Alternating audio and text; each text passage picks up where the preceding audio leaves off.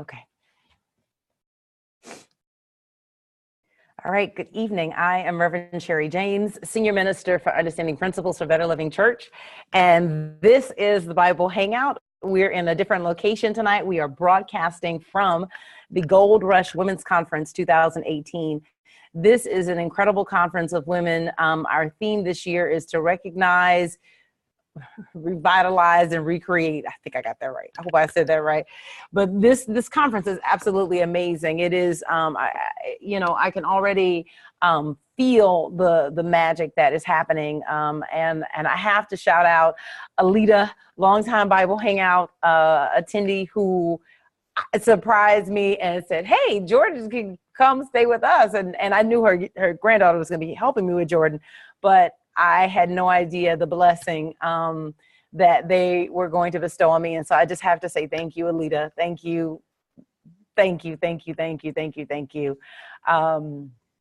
Unbelievable blessing. And I'm very, very grateful. So we are working with a new text. We're on chapter 5 of that text. And the book is called Your Faith is Your Fortune. And Neville Goddard is the author, and the chapter that we're working on is Who Am I? And we're going to be talking about what decisions must you make about who you are. And this is such an important chapter. I really, really, really want you guys to get it because it's so powerful. So this is the Gold Rush Conference. I have to shout out Reverend Jackie. So I'm in this room. There will be people coming in as the session ends, so you may hear a little background noise as people come in and get situated for the Bible Hangout. But it's an incredible experience to be here, and I'm so excited and so grateful to be a part of it. I am the closing speaker for the conference, and so I'll be speaking on Saturday afternoon to close out the conference at, I believe, 1:15 is when I'm talking. So this is really, I can't say enough good things about this conference, and encourage you to be a part of it next year. It's for women. It's a sacred experience. It is, there are things that we need as women that are just different from what men need. So many of us are super women in our lives. We care for our cousins, our brothers, our sisters, our aunties, our moms, our dads, and then we're still out in the business world slaying. And there has to come a time where you come apart and you make room for the revitalization of your spirit. And so this conference this year is about recognizing who you are, realizing what gifts you have, and then recreating yourself. So this conference is really an opportunity to hit a reset button. And that's why I had to say thank you to Alita, because something that I was aware of is that I definitely needed to hit the reset button, and I had no idea the gift that was waiting for me. And so I'm just grateful, Alita, and I'm saying that out loud and publicly because I just thank God for you, and it is an enormous blessing, and I do not take it lightly. So thank you. And thank you, Tati. Hey, Tati. Tati is Alita's granddaughter, who is a senior in high school, who is helping me with Jordan this weekend. So very proud of her and thankful for her. So this is the Gold Rush edition of the Bible Hangout. The format is pretty much the same. We're just broadcasting from a new location. I've got some announcements. We're going to talk about opening prayer. We're going to have our opening prayer. We're going to talk about everyone fills in the blank I am and what you fill in that blank with. And then we're going to look at the 7 decisions that you must make about who you are. Our backdrop for this conversation is chapter 5, Who Am I? From Neville Goddard's Your Faith is Your Fortune. And in this text, it's pages 35 to 44, and then Q&A. I think it's important to know your why. So this, I talk about this because I think that you've got to know why you're doing what you're doing. And for a few reasons. One is that it motivates you. When you hit that place where you don't feel like it. And last night was certainly one of those things. I have so many things on my plate. And it's so, it's just a busy time. Jordan is getting into more activities. I'm getting ready to start his next set of swim lessons. He's going to now start basketball. And so that, parents, what that schedule looks like when you're like, running from practice to practice to practice and then meets and all of that. And so when I got home last night from work, it was like, you know what, I've got to get everything ready for Thursday. Because sometimes, if I'm being honest, just timing wise, I have to, you know, use Thursday to do the writing because the early part of the week is so heavy. And I got home last night and it was like, you know what, let me get him in the bed and work on what I needed to do for tonight all the way till 1 a.m. And then start getting ready, actually 2 a.m, and then start getting ready, you know, to pack and get on the plane. And so you've got to know why you do what you do. And this evening, this time that we spend together in the Bible Hangout is so important to me because I really want you to get that you are divine, that I'm willing to contort myself in order to get this idea across and to convince you that that what lies within you is far greater than what lies behind you, what lies ahead of you, what lies around you right now. And if I can get you to get that and send you on a search into yourself for yourself, it will have been worth it. Not going to sleep and basically pulling an all-nighter and flying to the airport at 4:40 in the morning, it would have been worth it. The Bible Hangout is free, but it does cost. And so if this is blessing you and you want to see this bless other people, consider making a gift. And you can do that right at revsherry.com. And a gift of any size is greatly appreciated.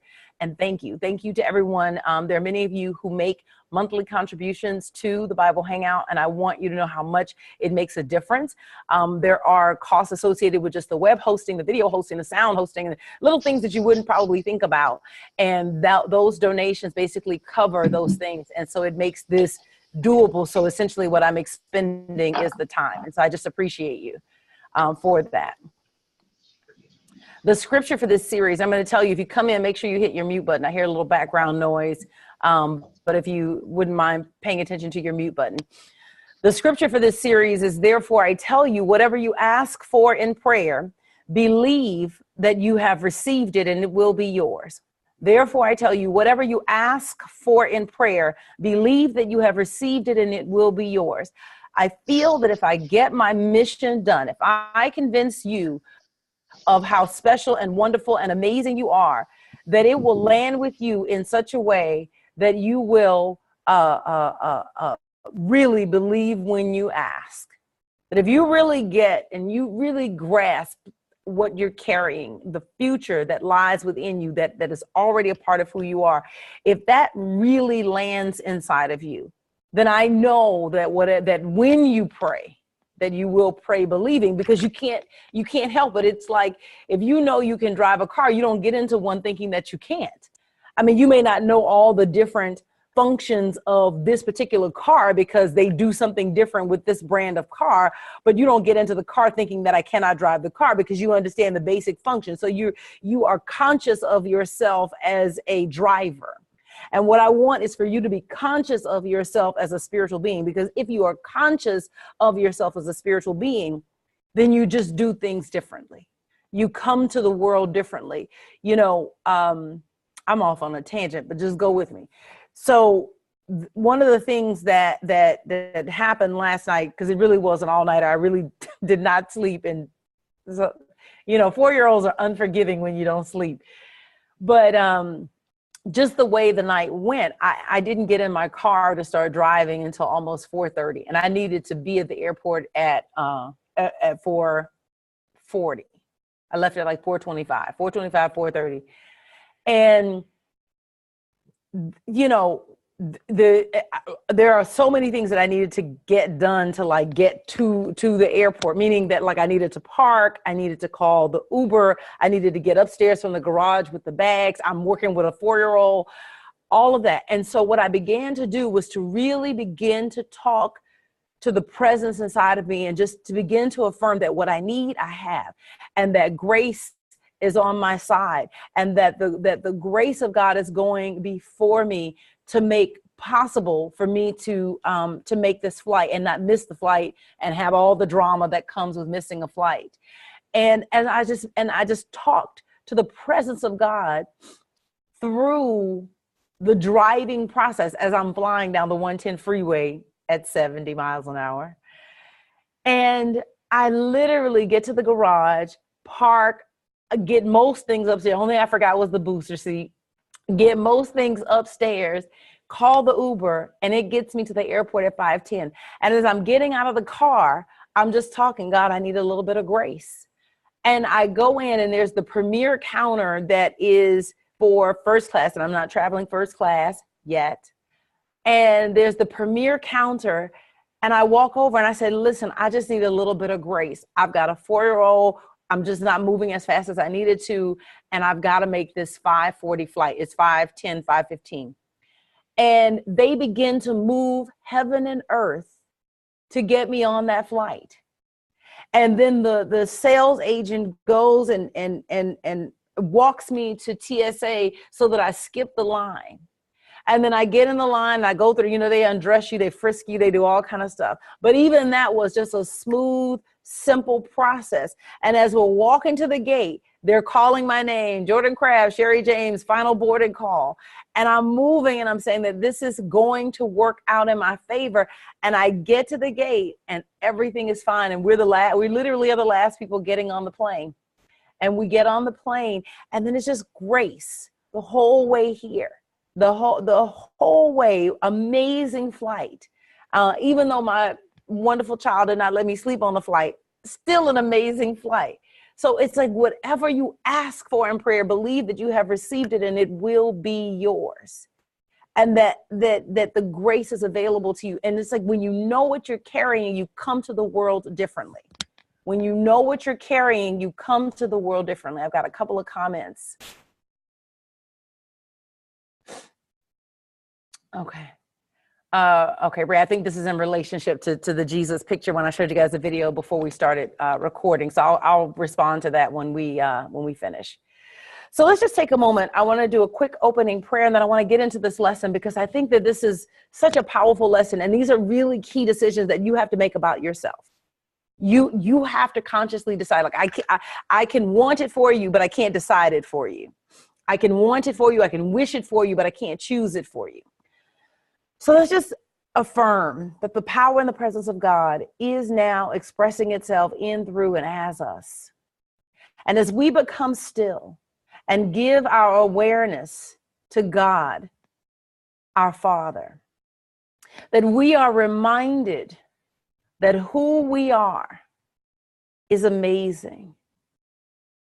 Who God is through us is more than anything that we could ever imagine. And we just open ourselves now to release the gifts within. There is something wonderful seeking to be birthed through us right now. The Father has amazing things that he wants to bring out through us into expression. And so we open our hearts and our minds and everything about ourselves to allow it to be so. We thank you, God. We thank you, God. We thank you, God, for expressing through us. I ask that you bless this class, bless this conversation, shape it so that each person gets exactly what they need. Thank you, Father. In the name and nature of Jesus, it is so, and so it is, and amen. I hear a couple people coming in, so they're going to start coming in from the conference, but that's fine. We're going to go ahead and keep going.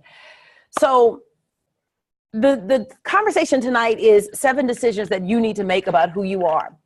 The thing is that everyone fills in the blank, I am. Everyone does. There's no one that's not filling in that blank. It is the most important question that you will ever ask of yourself and answer about yourself, which is, who am I? Who am I? And here's the thing. You've already given an answer to that question. The life you now live is your answer to that question. The life you now live is the answer to that question. Who am I? Everything in your life conforms to the answer you have given. And only to the degree that you change or evolve your answer does your life change or evolve. You know, one of the stories that I love is the story of Curtis Carroll. Curtis Carroll is they call him the Oracle of San Quentin. Come on in, come on in, come on in. Hi. Just come around the table. Welcome, welcome, welcome. Come on. You don't know if you can sit down anymore? So Curtis Carroll, they call him the Oracle of San Quentin. So Curtis Carroll, so just so you know, so folks are coming in, come on in, come on in, come around the table. Curtis Carroll is an amazing young man. Curtis Carroll is in prison right now with the possibility of parole, I believe in 2020. I believe 2020 or 2023. And Curtis Carroll grew up, went through homelessness, got involved with selling drugs. He ended up taking someone's life in a robbery. And this is what landed him in prison. And while he was in prison, he was illiterate. And the only life he'd ever known was just being on the streets. I think his mom was either addicted or involved in drugs or whatever. And so this is the only life that he knew. And when he gets to prison, he doesn't know how to read. And so what he would do is he would go and get the sports section and he would come back to his cellmate and have his cellmate read the paper to him. One day he accidentally picks up the business section of the paper. And so someone said, yo, young blood, you trade stocks? And he was like, no, what is that? He said, well, the stock market, that's where the white folks keep their money. Well, that caught his attention because he's very interested in money.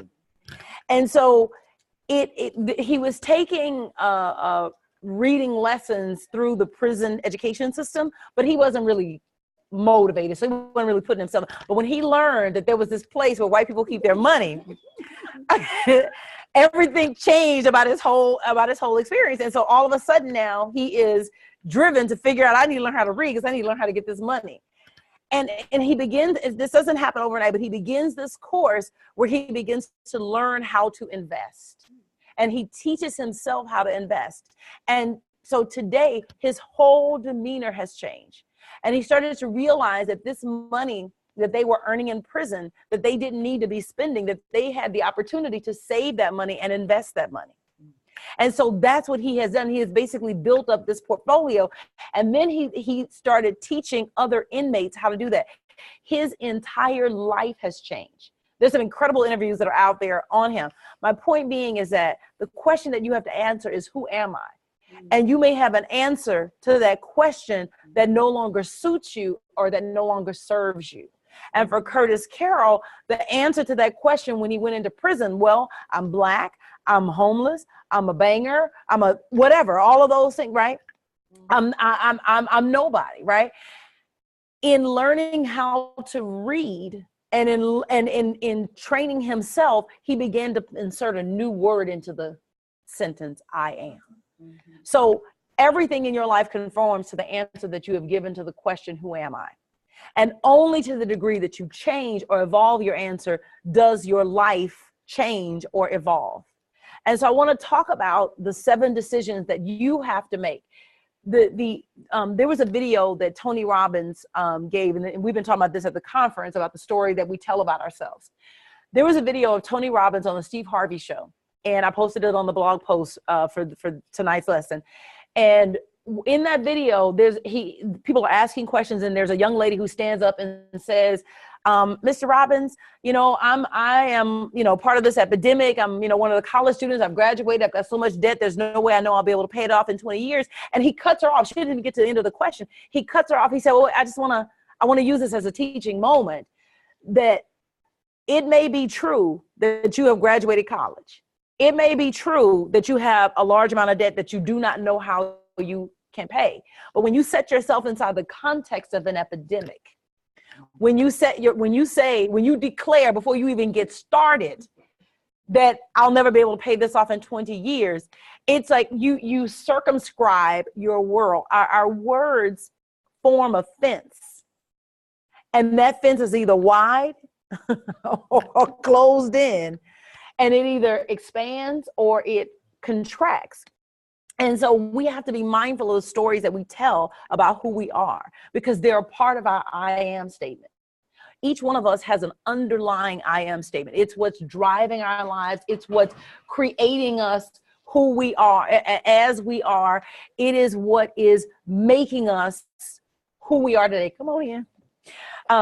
So the first decision that you have to make is you have to decide to fill in the blank for yourself, because many people will try to complete the sentence for you, but you're the only person who can say for yourself, I am that.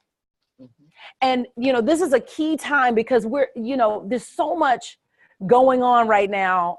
There's Starbucks, LA Fitness, there's another young man somewhere that was sitting in a Walmart parking lot.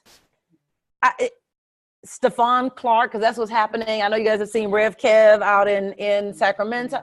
I mean, bananas, right? So the world has a definition for you for I am. You have to decide what goes in that blank.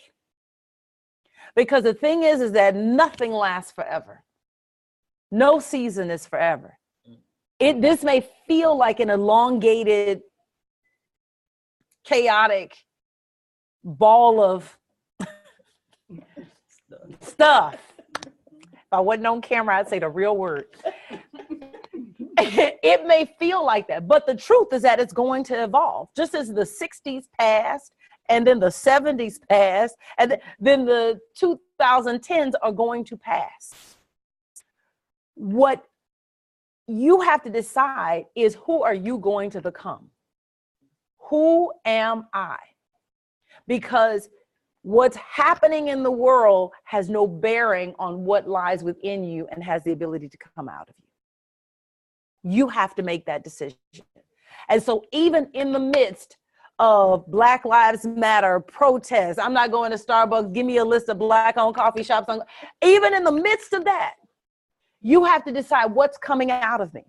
Because you can't build a life on, I'm not going to Starbucks.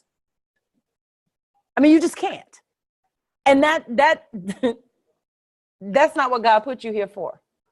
I'm not saying don't boycott or hold people accountable or anything. I'm saying that the gifts that are inside of you, you have to decide that those are more important or equally as important, so that I begin to allocate time to begin to let them out. And so consciousness precedes all manifestation. This is a quote from Neville. Consciousness precedes all manifestation, and it's the prop upon which all manifestation rests. There's a consciousness that's happening right now. And you get to decide, am I going to participate in it? That sounds completely counter to what people are telling you. People are walking in fear. You got to decide, are you going to walk in fear? I'm not going to put on a uniform. I could care less. I'm not going to be afraid of you. Because I know that what lies within me is greater than what lies outside of me. You're just evidence of what we thought.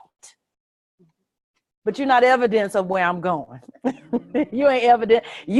You mistreating my sons, my daughters, are not in my future. Because I'm reaching for something different. You know, when there's a dance, because we're in a dance. When there's a dance, you know how the dance ends?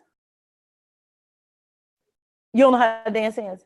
The dance ends. Somebody got to get off the floor. Somebody has to get off the floor. If I get off the floor, okay, this is what I mean by get off the floor. There was an article that came out in, I don't even remember, MSNBC, whatever. And it was talking about Congress right now is rolling back protections for minorities in auto lending. So that all of the things that were there, right? But here's the thing. I'm in the dance because I need a loan to get a car. But if I change how I do what I do, and I begin to purchase cars cash, then you can do whatever you choose to do. You know how money spends? You go in a dealership and you're like, you know what? I got cash. I got, which one of these cars are you going to give me for a deal because I'm paying cash? You don't have to take a check to the bank because I'm paying cash. So my point is that that over this next 15 years that we can begin to change? What if as a community we said, you know what, we're going to go debt free. Buy houses cash, buy cars cash. Then you can gentrify all you want to. If I get off the floor, you're dancing by yourself. So here's the thing. You already have a word in the blank. How's it working for you? And is life giving you what you want? This is a really, we have not thrown down the gauntlet in this way in New Thought in a way that I think that we should. And we have bowed down to the popular conversation about race. But either these things work or Johnny lied. Mary lied. Della lied. I mean, either they work or they don't. But I know that if I change my consciousness, there's nothing you can do about it. I'm not available for your nonsense. You can only ensnare me if I participate in the dance.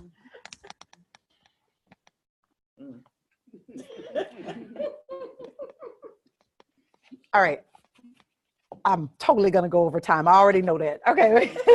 So, we have done it before. Yes. So this is the good news, is that you can change the answer to whatever word you put in the blank, I am.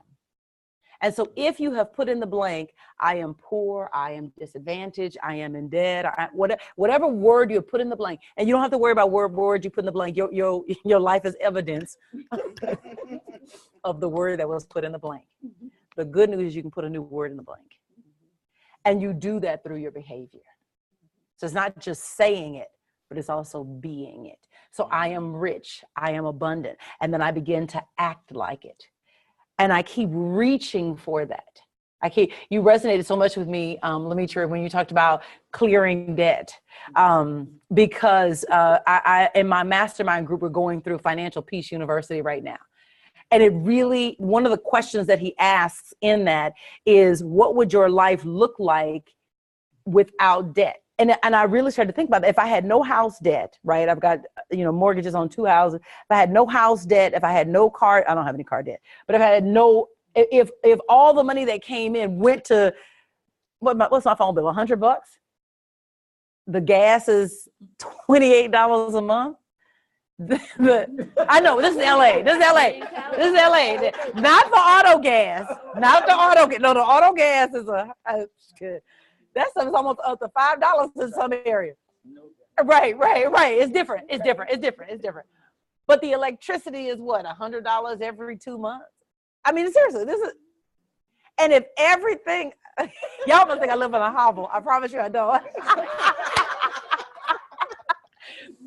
But if everything that comes in, and it began to hit me, it's like, you know what? I'm available for the racism because of how I participate in the system. And if I get off this floor, 10,000 may fall at your right side. What is it, 1,000? But it will not come near me. He who abides in the shadow of the Almighty. So then the next thing you got to do is you got to get convicted. You got to choose to get convicted about I am and whatever you have in the blank. Because the thing about changing consciousness is that you have got to move with gazelle-like intensity. So when the lion comes after the gazelle, that gazelle is like, no. And the lion only is successful 1 out of 19 times. Right? So that gazelle, even though the gazelle is slower, or not slower, fast, but I'm saying, but it has to outsmart the lion. And so when you're changing consciousness, you have to outsmart consciousness. Because how you are organized, everything in your life is organized to support it. And so knowledge by itself does not bring transformation. That there has to be a conviction about the knowledge held. Only when there's a conviction do you actually begin to do something about it. So, sometimes you can be in a bad relationship, But only when you get convicted of the relationship do you say, I had an employee situation. I was like, I'm gonna try to bring them along. I want everybody inclusive. And then one day I came out my face with 4-letter words. And listen, I pride myself on being unflappable.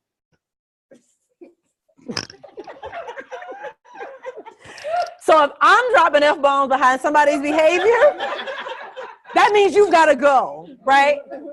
All of a sudden, all the kumbaya and let's keep everybody involved. No, deuces, you got to go. Because if you get what I'm saying? But I got conviction. So all the hemming and hawing and, is this the right thing to do? This is this person's livelihood. No way.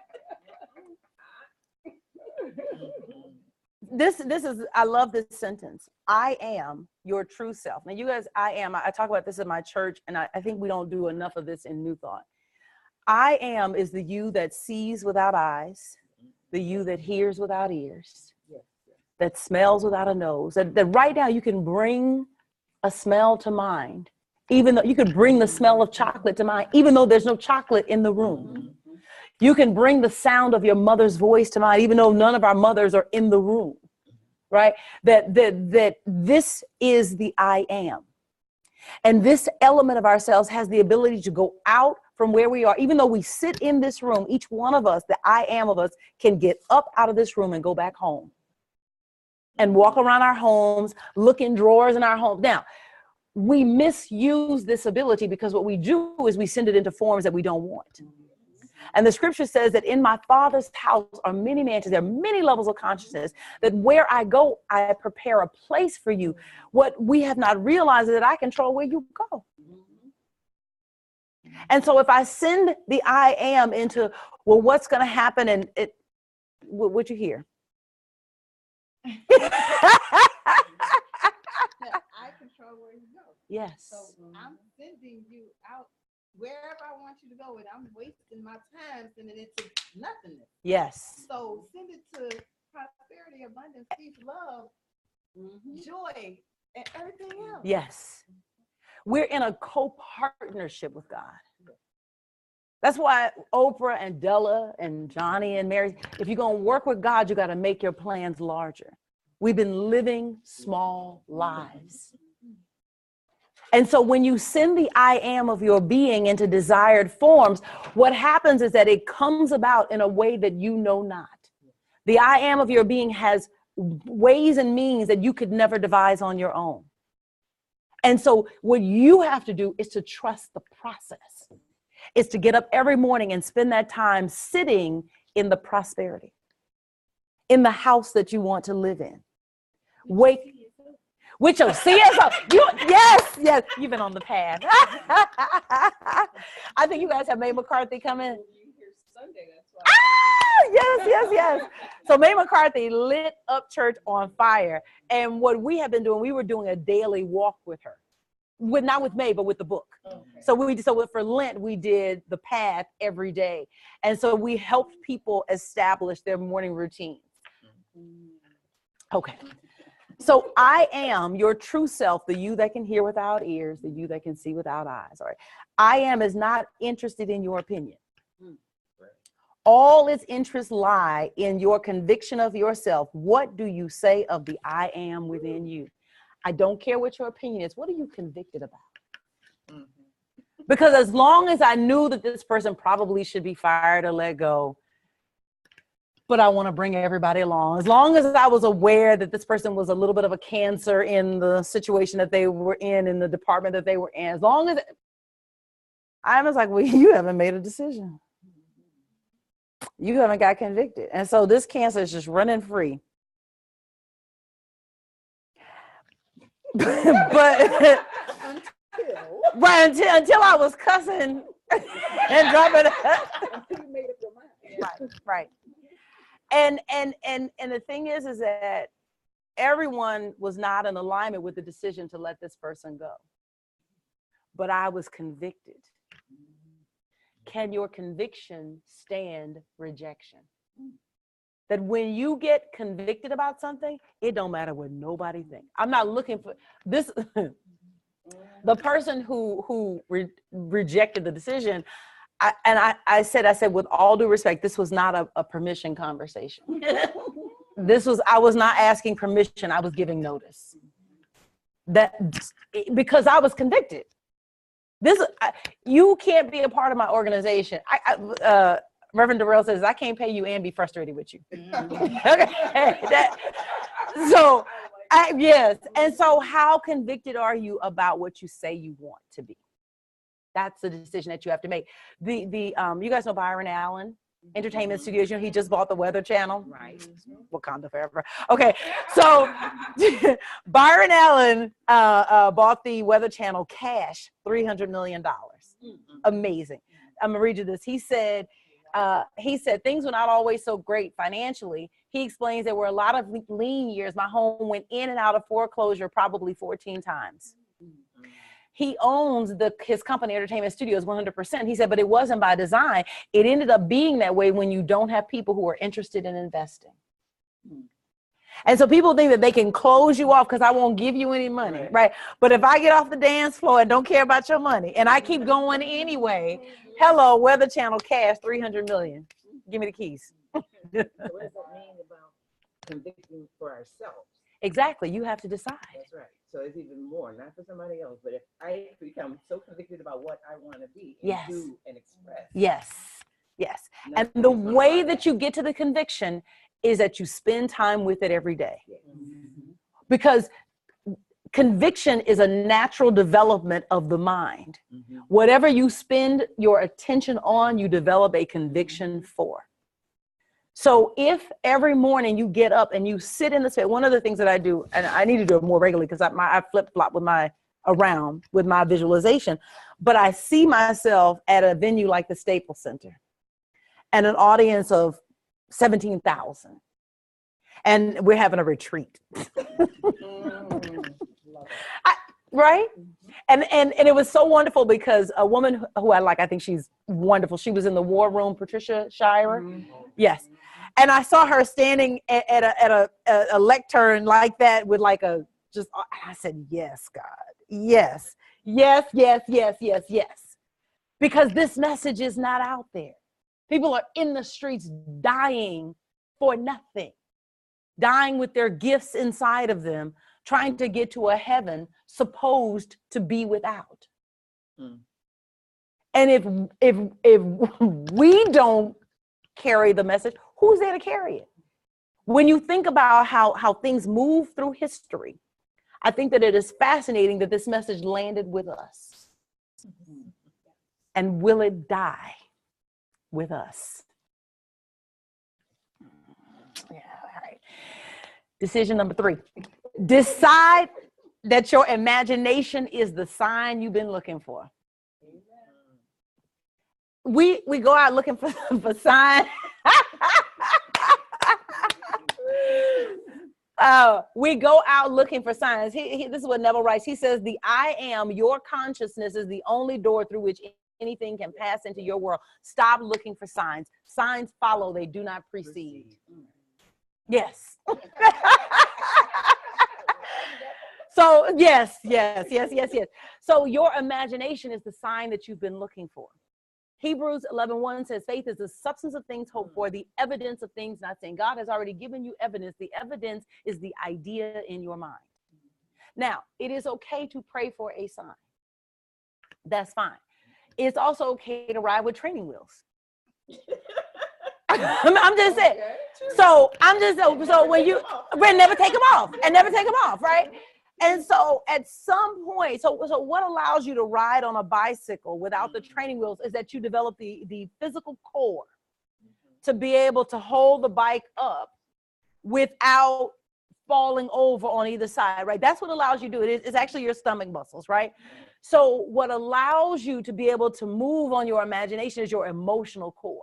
We don't have the emotional core to carry out the things that are inside of us. And so if you need the training wheels, that's fine. Be where you are. Pray for the sign. God, put the fleece on the door, wet the fleece so that I know that this is what I'm supposed to do. But when you take the training wheels off, I had an idea and I moved on it. I think that this young lady, it's so funny to see the hateration that's going on, but I love what she's doing right now. Because this chick went to Coachella and sang Lift Every Voice and Sing. Y'all don't know what I'm talking about? Okay, different generation. So Coachella is, okay, there you go. So Coachella is this festival in the desert in, I think, California or Nevada, but in the desert. And it has a very specific cultural signature. And she was called in to be the headliner. And she brings the most amazing cultural experience you ever want to have. Now, I grew up in Texas. So TSU, one of the HBCUs, their band was the Ocean of Soul. Oh, yeah. My high school, Booker T. Washington, we were the baby Ocean of Soul. So we fed into TSU. So I grew up with the marching band, and I was a halftime announcer for the marching band. So that show, all of that is just in me. 100+ dancers, a full marching band, step show. It was the most amazing thing. But before the show starts, or as the show is going, she sings Lift Every Voice and Sing. Tears. When you decide that what's in your imagination, I'm not asking for your permission. I'm not looking for a sign that this is the right thing to do. I thought of it, and so I did it. Oh, that woke me up. I was moving differently the next morning. I was like, it was awesome. It was awesome. Everything. Just to see this. Yes. It was the most amazing thing you ever want to see. It was a halftime show. Oh, I was all the way back at Booker T. Washington. Yes. Wait, and they brought a. You got that at Coach. And so there was a woman came out with batons, twirling. Oh, it was awesome. It was so awesome because it was my childhood, and it was all the things that mattered, that were relevant to me, that were part of that I loved. Homecoming, we road trip down to Howard because we didn't get that at Penn. So the vision in your heart is the only evidence God gives you for the possibility of your dreams. And taking the training wheels off means that I don't need another external sign, that I trust the vision that is in my mind. And I begin to move on it, and I begin to act on it. Mm-hmm. Now, are you referring to throwing down the gauntlet as an example for New Thought, taking off the training wheels? Yes. Understanding that what is in our mind is something we should be acting on. Just total prayer, meditate. Just move it. Yes. Yeah. What is in our mind? I'm going to repeat what you're saying because I don't know if they can hear the microphone. That what is in our minds that we have to act on. Time is out for sitting still. Time is out for letting the inmates run the asylum. Or that 5-year-old running around. Right. Laughter yoga. That's what I'm saying. Wake up, laugh. Yes. And go Yes. And I still had people, my colleagues, like, she's just so silly. Yes. But I'm watching what is happening with people, and then the world, and the end. It's just amazing. And to go to my first session when I first went, and I'm looking around the room, and I don't see anyone look like me. Yes.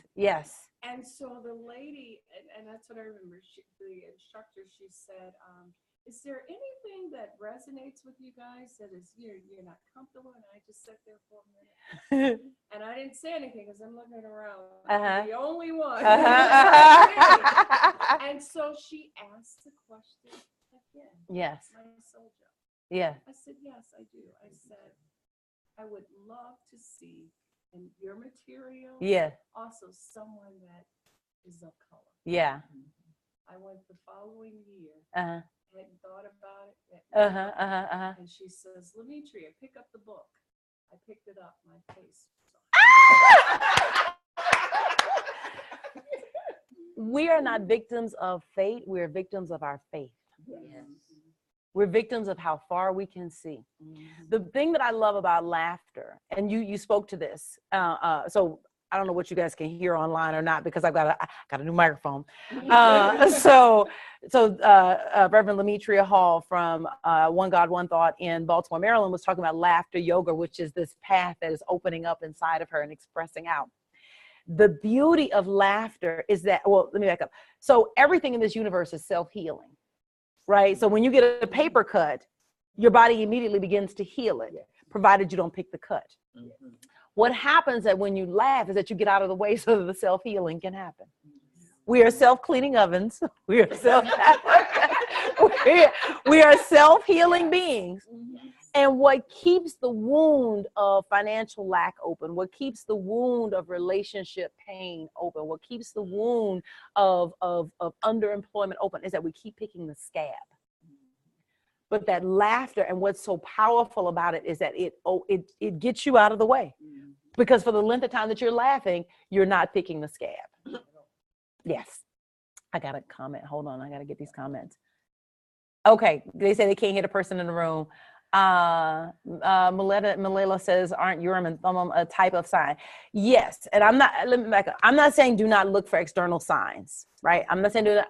What I'm saying is that there is a way that you are given to operating, and that what you see with a Jesus is someone who operated on what was in his heart and then moved. It is okay to pray for an external sign. If what you need is an external sign, do not feel bad that you need, get it however you get it, right? But I'm saying that there is a level of operation, which is what Jesus calls us to do. There's a level of operation where you can begin to act on what is in your heart and move, and no one is, you're not looking for a cosigner. You know, external signs are cosign, because the Urim and the Thummim is just, I want this external sign. I want this thing outside of me because I don't trust what's inside of me. But when you learn to trust what's inside of you, you get up at Coachella and sing "Lift Every Voice and Sing," which is just wonderful. I mean, seriously, like it was a watershed moment. It was a watershed moment because when you think about where it's been sung, it's not a public song in that way. We do it for Black History programs. We do it at school, depending on the school that you went to. Right? I went to Booker T, so of course we sang it, right? But if you went to somewhere else, you didn't. And so this watershed moment where this song that means so much, lift every voice and sing, till earth and heaven reign. I mean, because the word is so powerful, right? The word is, and it said, I'm going to speak until I move this mess. You done posted a whole lot, Ray. All right, Ray said, I read this today and found it most appropriate to our discussion tonight. From Around the Year with Emmett Fox, April 19th, let your light so shine before men that they may see your good works and glorify your Father which is in heaven. The state of your soul is always expressed in your outer conditions and in the intangible influence that you radiate at large. There is a cosmic law that nothing can permanently deny its own nature. Emerson said, what you are, shout so loudly that I cannot hear what you say. Whew. The soul that is built upon prayer cannot be hidden. It shines out brightly through the life that it lives. It speaks for itself, but in utter silence, and does much of its best work unconsciously. Its mere presence heals and blesses all around it. Yes, that was a healing moment.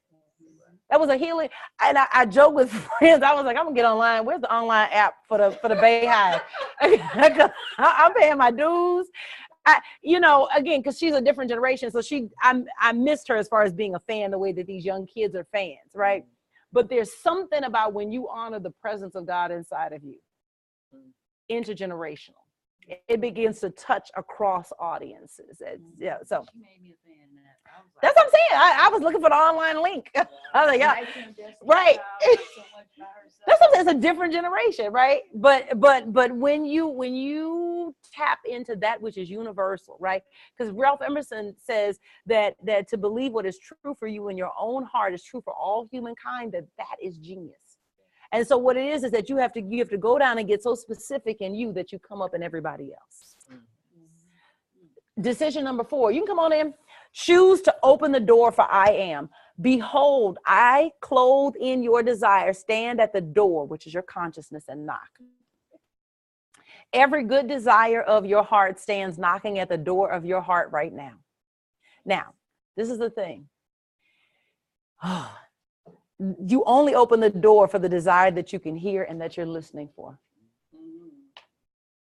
Say that again. You only open the door for the desire that you can hear and that you're listening for. Is that a question? Exactly. Right. Is that? She said, "Is that a question?" So we have opened the door for things unknowingly. We didn't know we were looking for chaos when we opened the door, but we were listening for it. You know, one of the things with social media that is challenging is that what shows up in your feed conditions what you listen for. If I'm listening for implicit bias and racism and all that, then I'm not listening for how do I get this next book outside of me? Because it's sitting in the, you guys use Scrivener? Scrivener is a wonderful program. Just sitting in the program, half finished. I can't listen for implicit bias and listen for the next edit. And I just can't.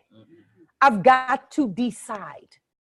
Now, if the call is on my heart to fight that, and that is somebody's call, but many of us are passive bystanders watching this stuff happen, not actively doing anything to make it better. But if I begin to say, Father, what gift in me is meant to serve the need that's happening right now? And I begin to pay attention. Behold, I clothe in your desire, stand at the door, your consciousness and I. If you go ahead and open the door, I will go on and come inside. I open the door according to what I pay attention to. What I pay attention to either closes or opens the door, right? That's the key. That's the door turning action of the mind. What I pay attention to. And so this terrible dance of the races can only persist as long as each party plays their respective role. If I change for the better, the situation must improve. If I'm not available for you to discriminate against. Seriously, I mean, like if an entire community of people said, you know what, I'm gonna get debt free, and I'm gonna render your nonsense irrelevant. I have the power to do that. I have the power to render your nonsense irrelevant. And so now you just playing a game all by yourself. I feel like that with the health system. Yes. I had to tell somebody this morning. Yes. I want to make a house call. No, you're not going to make a house call to my house. Yeah. I need your advice about my health. Yes. I'm in charge of my health. I'm in charge of my health. Yes. Yes. Yes. Yes. You make the statement of us resting. Keep in mind, I got this plan. I'm all set. Mm-hmm. It's the focus every day. In and out. But I want it out. Yes. And so when my husband said, he said he got everything except for that spreadsheet. Financial peace, though. Yes. Will get your. I'm doing it right now inside my mastermind group, and it's powerful. It's really, really powerful. And I mean, it's been chunks just gone. I don't even think about it. Yes. It's gone. Yes. And that, which is, I have ways that you know not of. Once the conviction is in the spirit, then the external tools are irrelevant. I love that. Number 5, decision number 5, you need to decide to be unmoved by external appearances. Unmoved by external appearances. So a conviction is not a conviction if it can be shaken. A conviction is not a conviction. So your desire will be as clouds without rain unless you believe that there has to be a conviction for debt free. There has to be a conviction for health. There has to be a conviction for that I know. My mom tells a story, and well, whatever. It's a whole other. That's an internal conversation with my mom. But she tells a story which my mom meditates, and she can get to alpha like that, like she's and certified in TM, and just amazing, right? So this is the house I'm raised in, and so She goes to the doctor and they tell her she has high blood pressure. And then they leave the room. She says, no, I don't. And she sits there and meditates and reduces the blood pressure. We are amazing beings. You have to get convicted about who you are and what is true of you. Reverend Della would do that, dealing with like diabetes and all of that. And so she would just say, just tell me what is you think is wrong, and I will fix it. And not I will fix it, but the master healer will fix it. Because now I know what to go and deal with in prayer. But if you can't answer a question, then and so now I have something to begin to shape through substance. Normal blood pressure, normal A1C, right? These are the things that you have to be able to do. Now, the thing is that you will never be remembered for what broke you. You will only ever be remembered for what you made it through. That's it. The stuff that broke you is a non-conversation. But the stuff you made it over becomes the fruit then that you can use to support and serve other people. And so the question is, if I'm in a storm right now, is there a way that I can get and be unmoved by external appearances? Can I get to that level of conviction? Because this is something that then is going to serve not just me, but other people for whom I'm called to serve. And so I remember, I went to graduate school for film to USC, and I'd gotten into film school and I hadn't yet finished undergrad, and I had a foreign language, and I was like, I'll just defer for a year. And I called USC, could you guys send me the deferment paperwork? I want to defer for a year before I go. And they were like, there's no deferment. Either you show up here fall 95 or you got to reapply. And I remembered all that I had gone through to apply. And I was like, no, I'm not walking down that road again. And so I decided to study French. And the thing is, I had 3 semesters to complete 4 semesters, meaning that there are 4 semesters of French required, but I only had 3 semesters to do it in. And so I'm like, I'm unmoved. I go and buy a Kaplan program, one of those audio Barons is what it was called, Barons program, and I'm listening to the audio, and I get good enough to test into the 2nd level of French. So now I've reduced 4 to 3 semesters. I'm like, cool, I got 3 semesters. I'll get it. First semester I come in, which is really semester 2, and I'm knocking it out and moving. Then semester 3 comes, which is spring, and I'm cool. Then the summer, I'm planning my goodbye party and signing up for class. I'm ready. And the school says, we're not going to offer semester 4 during the summer. We're only going to offer it after the school, which meant so my only option was to attempt to test out with what I already knew. Well, I'm unmoved. I buy more Barron's programs. I started looking for French novels. I even manifested a French-speaking family in the building I lived in. I've been living in this building for a year. And I've seen these people. I didn't even know they spoke French. And so all of a sudden I'm having conversations with them in French because in my mind, I'm no longer a resident of Philadelphia. I'm a resident of Los Angeles. And so, so I would practice speaking about where I was going to Philadelphia, going to Los Angeles to pursue film and all of that. And what ended up happening is that, I'm very good with the written word and, like reading and writing French. But the thing about French is they don't pronounce the ends of words. And so it's like, could you say that again? Like, right. And so in English, you pronounce the ends of words. So I'm conditioned for the ends of words. And so I'm really nervous about the oral exam because I've passed the written exam with flying colors. I'm really nervous about the oral exam. And so, but I am unmoved and I'm going to LA. And so I've been practicing this conversation about, becoming a filmmaker and all of that. And when I go into the examination room, the woman says, "How are you?" And in French, I say, "I am fantastic." And I guess the energy caught her off guard. And she's going, "What are you fantastic about?" And I'm going to LA to make movies. Well, this was before, they reported box office in the local news and all of that. So this was still, LA was mysterious. Most film happened in Los Angeles, right? And so in that response to her ended up shifting the conversation, and we ended up talking about what I've been talking about with the French finger family. I unmoved by external appearances. And so, because you're in the room and you're making conversation up, because all they're doing is testing to see whether or not you can hear. But the only conversation I've been having was going to LA, which a conviction is not a conviction if it can be shaken.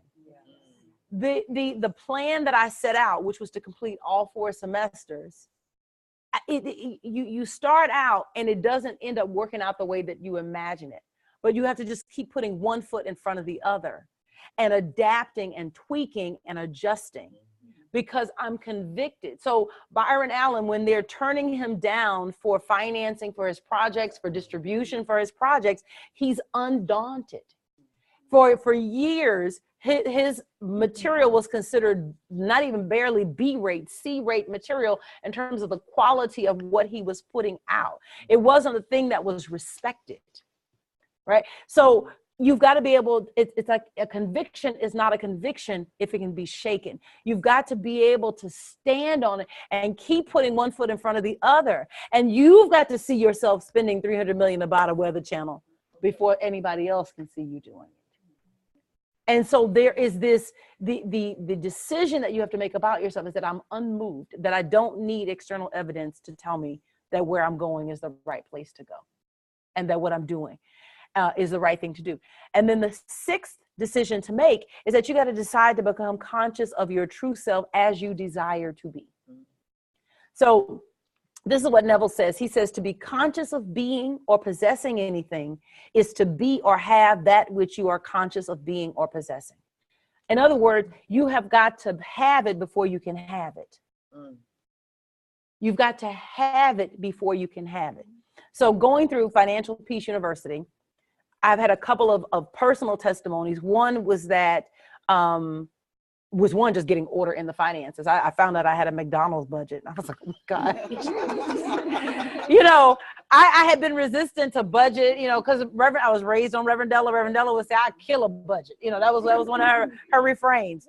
It turns out that you operate on a budget whether you acknowledge it or not. And that what you want to do is give every dollar a job. Every dollar needs a job. And the thing is that every dollar gets a job. Have you decided which jobs they get? And so that's what the budget allows you to do. It allows you to basically forecast ahead. So anyway, going through this program, putting order in the finances, one of the things that came up that I didn't even realize I was doing was that, generally Friday nights and Sundays are I'm tired. It's the end of the week. I don't feel like cooking. And so we run by McDonald's, right? And then Sunday is just a long day. It's a terrible eating day the way that I have it organized right now, because it's just long and I can work on me, but it's more him and his narrow palate for food. And so, so it's like, all right, McDonald's, So when I started to look at how money was being allocated, I was like, oh, I have a McDonald's budget. I didn't even realize I had a McDonald's budget until I saw McDonald's, when you started looking at the ATM receipts, McDonald's, and I was like, oh, okay, let's not do that. I decided I wasn't that tired on Fridays anymore. And on Sundays, I could be a little bit more inventive, right? Once I stopped leaking money into places like that, not just McDonald's, but other places like that, all of a sudden there was a surplus that I didn't even believe could be there, right? And so one day I go out to my car and the car won't start, and I've got to buy a new battery. But because I no longer have a McDonald's budget, it was like, oh, well, let me just pay cash, not credit, pay cash for this battery. Right? Totally. I mean, it's a whole different way of being and so that was the first thing. Then the other thing that happened, this was recent. So before I got ready to go, now normally getting out of town is crazy because you've got all the stuff you got to pay for leading up to going out of town. So there was an error with my account where it was debited $500. But because I no longer have a McDonald's budget, it was like, wow, this is really inconvenient. But this is not the panic that it normally would have been. And so that I could move peacefully. And in the past, if something like that would have happened, I would have felt the weight of, gosh, I just don't have enough money, or the weight of that. But now that order is being established and that there's no longer a McDonald's budget, hallelujah, somebody. That what I realized is that as I was able to cover the error until the error could get sorted out, I actually felt prosperous. Because it was inconvenient, but it wasn't a setback the way that it might have been even 6 months ago.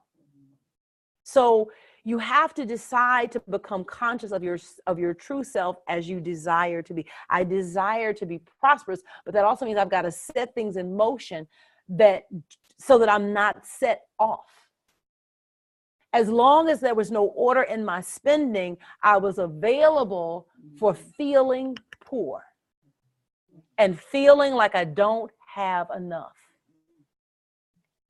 When you begin to establish the order in those areas, you set the stage for you to feel like what you are calling for. And Reverend Ike has this amazing affirmation. He says, money, I know you hear me calling you. You are welcome in my hands and in my pockets in all forms. Certificates of deposit, checks, cash, stocks, bonds, banknotes. You are welcome in here anytime. And money, you know I got the right psychology for you. And I've been saying that affirmation for I don't know how many years now. But now that I've been going, that's why I'm such a fan of financial peace. We're going to roll it out next year at Up Church. Now that I've been going through financial peace, that affirmation is real for me. I know I got the right financial psychology. That you can take $500 out of my account and it not faze me. So you want to take action that makes you feel like you would feel if the thing you desired were in your experience right now. But you've got to organize your life that way. And so when you begin to establish that order, when you put those order in the finances, order in your relationships. You know, when I got order, when it was the order in the finances, but it was also order on Sunday. That Sunday is still a long day, meaning, you know, teach in the morning, preach in the afternoon, then I'm counting and doing all the stuff in the, you know, after service. And so it's just a long day for a 4-year-old. And the overwhelm of once you just sit and take some time and think it out.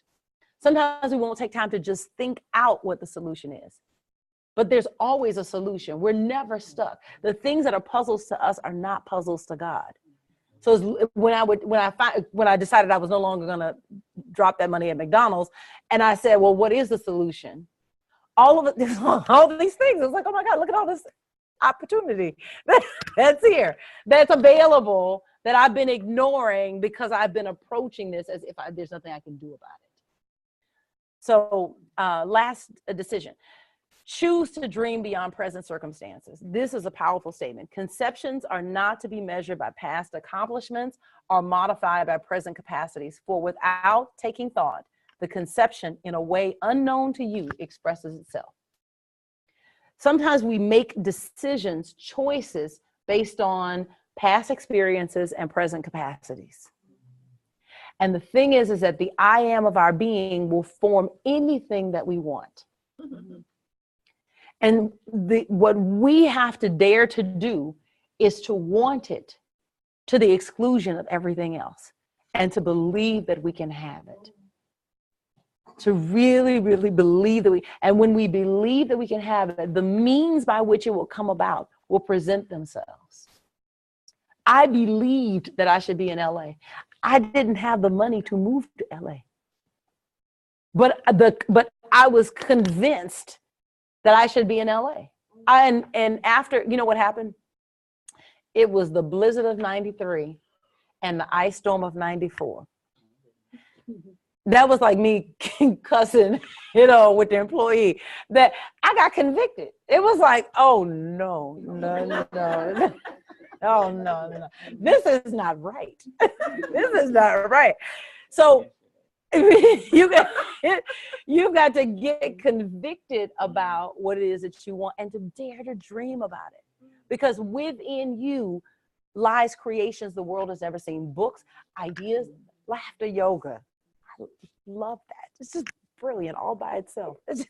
I see books, I see tape programs, I see retreats. It is its own empire if you will let it out. Now I'm gonna give you this. Genesis 1:12. Genesis 1:12. I'm gonna look it up. Genesis 1:12, because I want to read it exactly. Genesis chapter 1, verse 12. 12. Okay. So what it says, and the earth brought forth grass and herb yielding seed after his kind, and the tree yielding fruit whose seed was in itself after his kind. And God saw that it was good.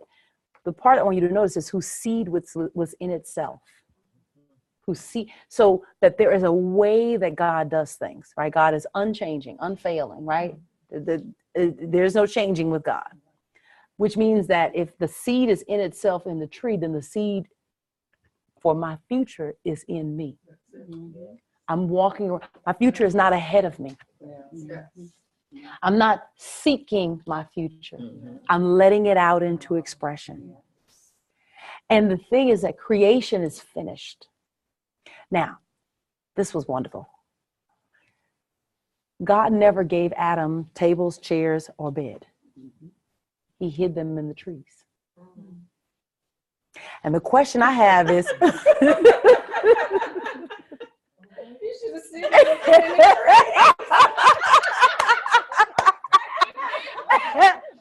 and the question is, how long did he have to look at that tree before he saw what he was sleeping on tomorrow night, right? How long did he have to sleep on a hard ground before he saw a bed in that tree? And so we keep thinking something new is coming. Nothing new is coming. We have to begin to look differently at what is. See it, call it forward, and dream beyond present circumstances. Nothing new is coming. Everything that you need in order to create is already present. It's already here. The question is, what are you doing with it? The means for me to weather an accidental $500 debit was already present at this salary.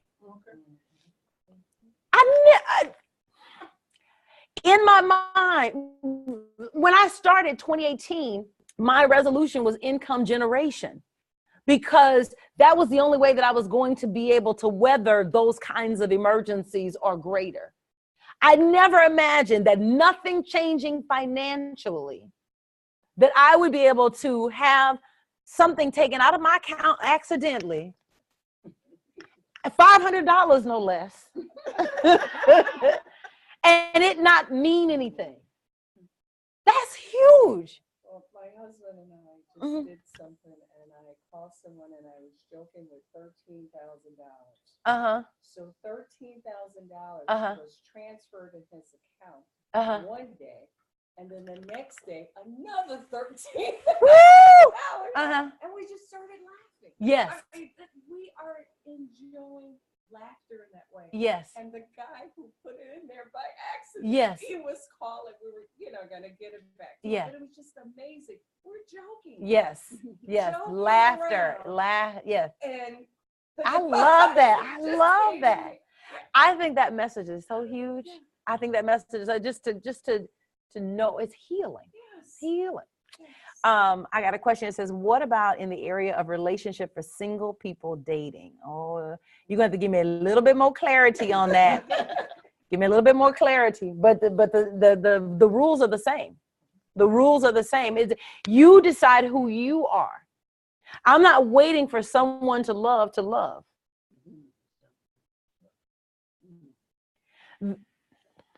The tenderness that I am, I can give right now.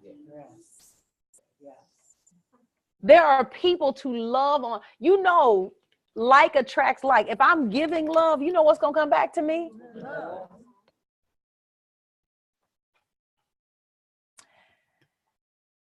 Phyllis says food for thought. Yes, it is.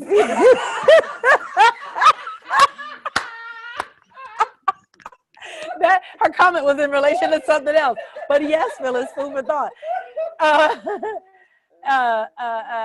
He said, this is a lively class tonight. Hey, Quintina says, hey. So it's daring to see our world differently and to remember, and that really hit me. When I was like, he did not give him a bed. He gave him trees. He had this and leaves, and he had to see something different. All the elements on the periodic chart have been discovered. So there's no new elements. The only thing that'll be different is there'll be a recombination of what already exists. And so the question is, can you see beyond what is and call forth what can be? And this, Paul says this in Ephesians. He says, now to him who is able to do exceedingly abundantly above all that we could ask or think, right? But the thing is that he can't do exceedingly above all that we could ever ask or think until we ask and think. I want exceeding abundantly without me asking or thinking, right? I want magic, God. I really do. I want, if I'm telling the truth, but you had to grow. I had to grow up out of that and to realize that I'm in a co-partnership. That I say yes to the blessings that come into my experience. Edwene Gaines, the 4 spiritual laws of prosperity. So she's taught this. I've been hearing her since she's been coming to POT. She's amazing. Something that she says in her book that I never heard before was that tithing puts you in partnership with God. Setting goals is how you complete the partnership. The blessings have no form. We miss the blessing of the tithing without a goal set. I decide how the blessing comes in. Now, here's the thing. I'm a goal setter, but I'm a goal setter because Oprah is a goal setter. I'm a goal setter. Peter Diamandis is a goal setter, so I'm a goal setter. Richard Branson sets goals, so I say, that's how I think about things so that's what goals were like for me. So they didn't have that kind of, it wasn't a pleasurable experience because there were too many goals that I had that never got met. So I was very reluctant to set goals. I never thought of goal setting as a sacred experience with God. It is the way I tell God how I want the blessings to come down. And in the absence of goals, God has nowhere. It's sitting right now to him who is able to do exceedingly abundantly above all that we ask or think.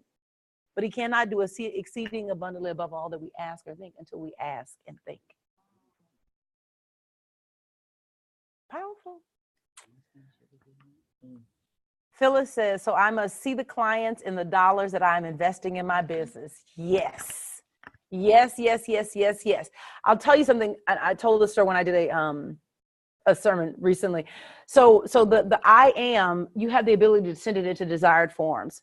So my house had gone into foreclosure and I gotten it out. Consciousness is a beast. It went into foreclosure again. I got some new tools. So now what I understand is visualization, and I would sit in my prayer closet and I would mentally in my head, I would have a conversation with my mom, and I would hear my mom say to me, congratulations, Sherry, you really pulled it out. I didn't know if it was going to work out for you, but you really pulled out. And I would just hear this conversation. Mind you, there are no's coming every day. No, you've been denied. But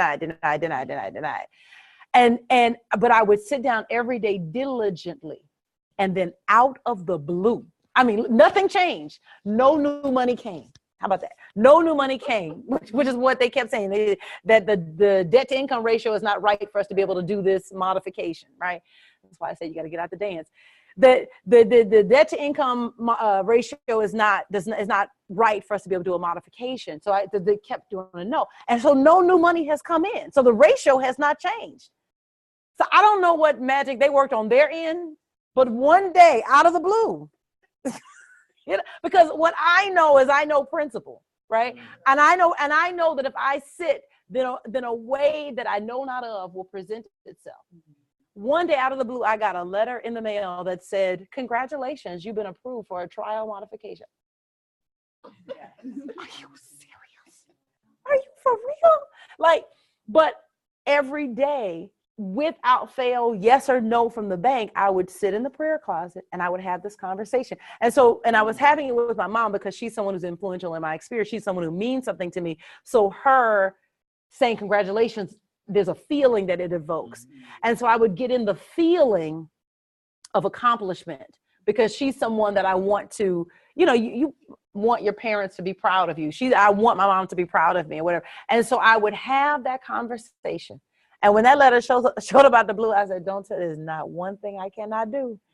And so it's to be willing to work with I am, that there's a system for doing it, that the way that you get the chair out of the tree is the daily showing up, the daily showing up. And what happens is sometimes we get the leg of the chair and we think that the rest of the chair is not in the tree. we get the seat cushion and we sit down on the seat cushion as if that's the foot. But if I show up every day, that's why you can't get caught up with all of what's happening right now. Because if I show up every day, you have no control over the chairs that come out of my tree. You have no control. Your laws don't mean anything. I liken it to Glenda Goodwitch telling the Wicked Witch of the West, be gone from here, poof, be gone from here before house falls on you. Yes. Yes. No power right. there. Because what happens when I show up and begin to pull out what is in me, right? The trees represent thinking. When I begin to pull out what is in me, then I'm not available for the mess that's going on in the world. I'm off the dance floor. And you are dancing by yourself. And that's why this message is so potent. That's why it's so potent.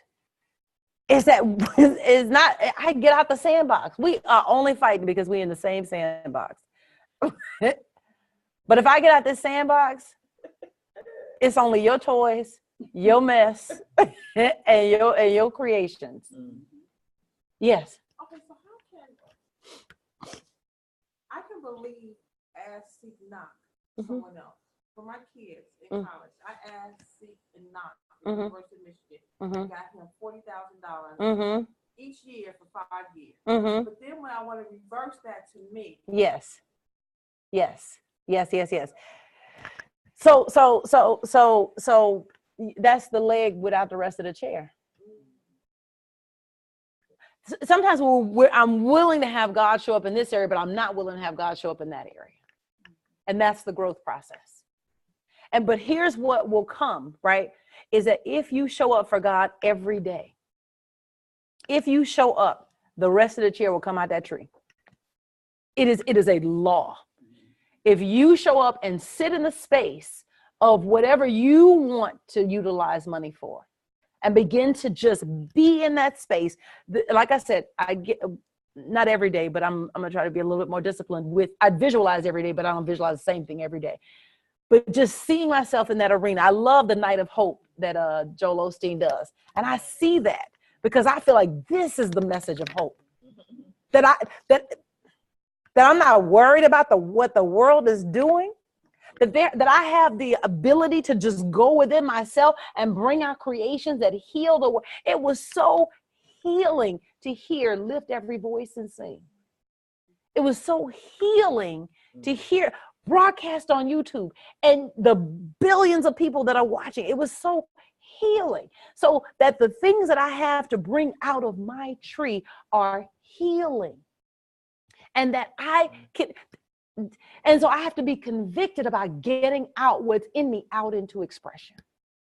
And so I make my time in the morning with my CSO, my chief spiritual officer, non-negotiable. I don't walk out the house without brushing my teeth. I don't walk out the house without having my conversation with God. If I show up for God, God shows up through me. If I show up for God, God shows up through me. And so the chairs come out of the tree. The beds, all of they come out because it's just the process that I cannot be in the presence of God without being changed by the presence of God. And so every day that I show up, a little bit more of who I am begins to reveal itself. I become all that I was meant to be. And you want to die empty. I want nothing else left in this. Now, one more thing should be left in this tree. Phyllis says, just not any chair, but the best design and comfortable chair. Yes. Amen. Amen.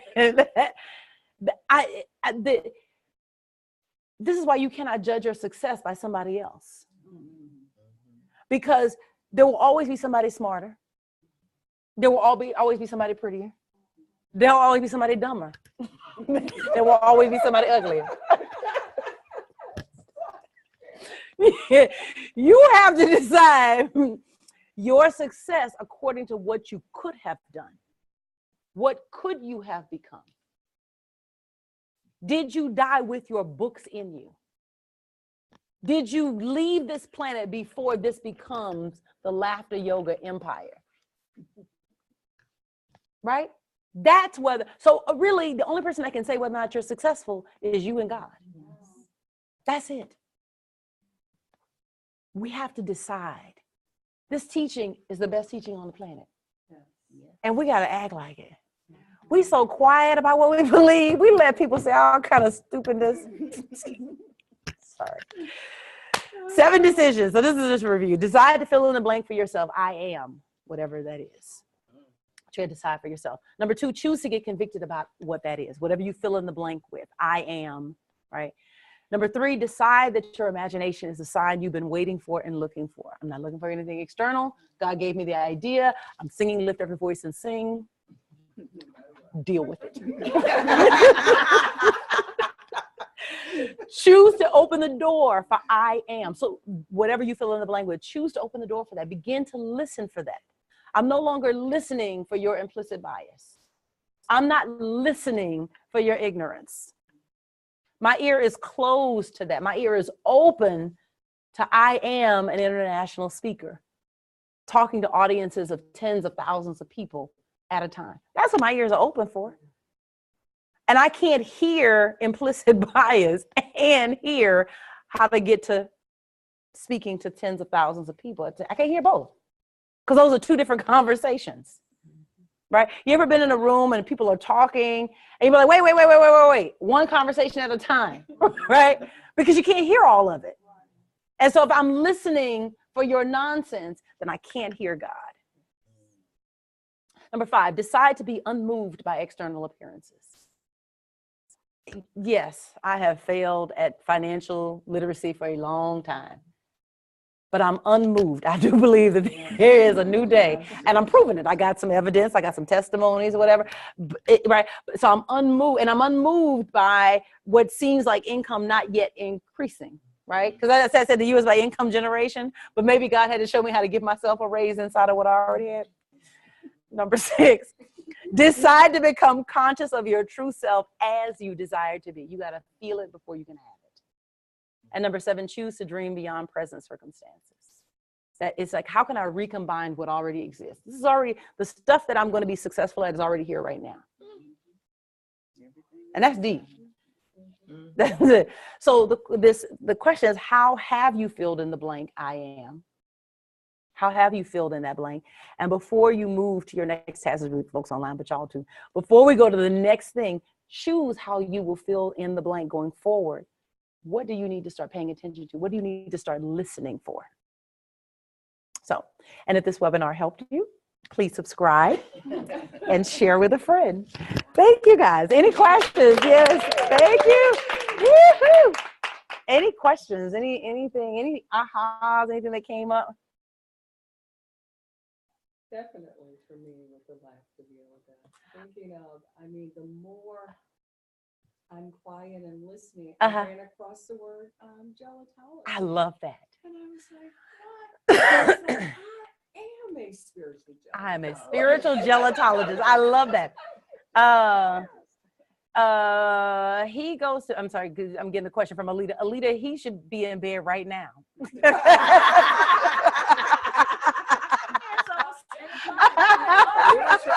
Yeah.